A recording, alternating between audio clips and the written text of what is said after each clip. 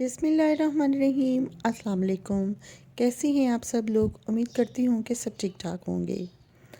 کالا جادو کرنے والی ایک عورت کی عبرت ناک موت۔ یہ ایک سچا واقعہ ہے جو ایک ڈاکٹر نے مجھے سنایا تھا۔ آپ انہیں کی زبانی سنیے۔ بصیرت ڈاکٹر: میری پیشہ ورانہ زندگی میں سب سے عبرت ناک موت میری اس مریضہ کو آ رہی تھی اور اسے دیکھ کر مجھ سمیت سارا عملہ اللہ سے اپنے گناہوں کی معافی مانگ رہا تھا۔ مریضہ کا نام سمرہ تھا۔ سمرہ کو فالج کا اٹیک ہوا تھا۔ فالج کے اٹیک کی وجہ سے سمرہ کا دل سکڑتا جا رہا تھا۔ بطور ڈاکٹر میں جانتا تھا کہ سمرہ کا بچنا اب ناممکن ہے، لہٰذا میں نے اپنی مریضہ کے بیٹے مسعود کو بتایا کہ آپ کی والدہ کے پاس صرف ایک ہفتہ ہے، میں ادویات لکھ دیتا ہوں، آپ انہیں گھر لے جائیں، جب تکلیف ہو تو دوا کھلا دیجیے۔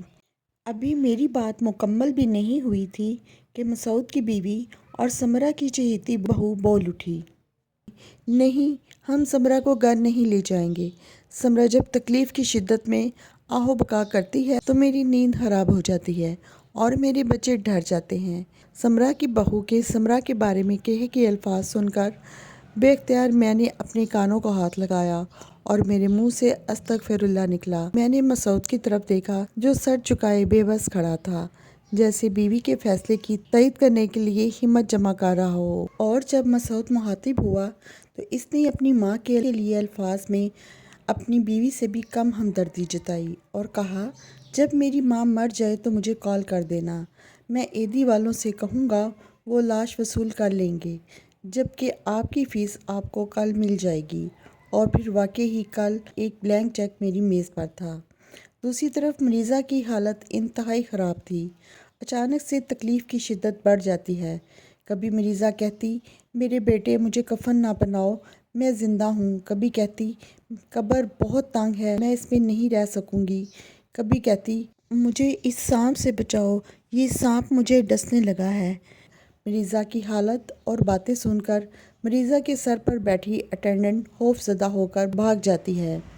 مریضہ کو آج ہسپتال میں تیسرا دن تھا اور 3 دن سے مسلسل سارا عملہ اتنا خوف زدہ ہو چکا تھا کہ فیمیل نرسز نے ہسپتال میں مزید کام کرنے سے انکار کر دیا۔ مریضہ کی آہ بکا سے باقی مریض بھی پریشان تھے اور عورتیں انتہا کی خوف زدہ تھیں۔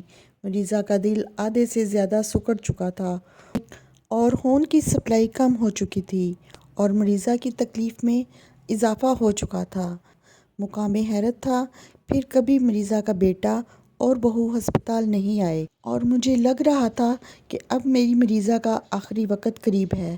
میں نے مریضہ کے کمرے میں تعینات نرس کو قرآن پاک پڑھنے اور باوضو رہنے کی تلقین کر رکھی تھی۔ میں میڈیکل علاج معالجے کے ساتھ ساتھ روحانی علاج معالجے کا بھی قائل ہوں۔ میں چاہتا تھا اس کلام کے صدقے ہی صحیح مگر میری مریضہ کا آخری وقت پرسکون ہو۔ قرآن کریم کی تلاوت کی وجہ سے مریضہ کچھ پرسکون تو ہو گئی مگر سانپ بچھو کا خوف اسے پھر بھی رہنے لگا۔ چونکہ مریضہ کا دل سکڑ چکا تھا اس لیے کچھ ہی دنوں کے بعد اس کی موت ہو گئی۔ موت کے وقت مریضہ کی سانسوں کی آوازیں اس قدر خوفناک تھیں کہ پورے ہسپتال میں موجود مریض اور عملہ خوف سے کانپ رہے تھے۔ مریضہ کے بیٹے کو اس کے مرنے کی اطلاع دی گئی تو اس نے کہا کہ میں بزنس کے سلسلے میں شہر سے باہر ہوں، جبکہ اس کی بہو لاش وصول کرنے کے لیے بھی ہسپتال نہ آئی۔ لاش کو ایدی سینٹر والوں کے حوالے کیا۔ بعد میں تحقیق کرنے سے پتہ چلا کہ یہ عورت کالا جادو کرتی تھی اور کالے جادو کے ذریعے لوگوں کو اذیتیں پہنچایا کرتی تھی۔